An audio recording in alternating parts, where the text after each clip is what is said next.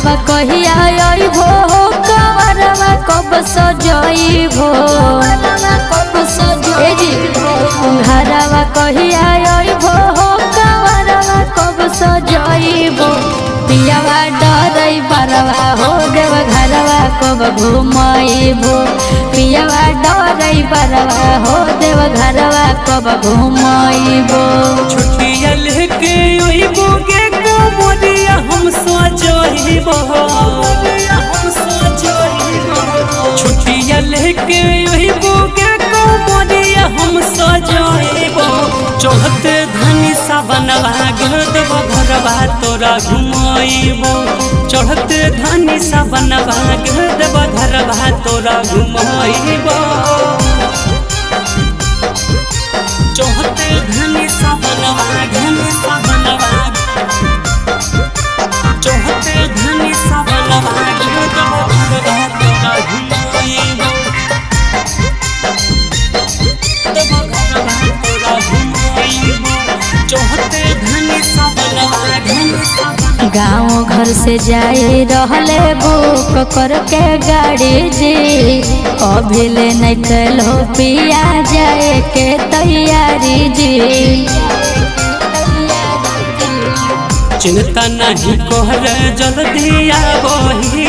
घर गे अच्छा बाबा धाम लेके जहिबो धानी अपना जोड़ गे हाँ सड़िया कब की नहीं भो बजरवा कब ले जाइबो सड़िया कब की नहीं भो बजरवा कब ले जाइबो पियावा डरै बरवा हो देव घरवा कब घुमाइबो चढ़ते धानी सावनवा देव घरवा तोरा घुमाइबो चढ़ते धनी सावनवा चढ़ते धनी सावनवा देव घरवा तोरा घुमाइबो देव घरवा तोरा घुमाइबो चढ़ते धनी सावनवा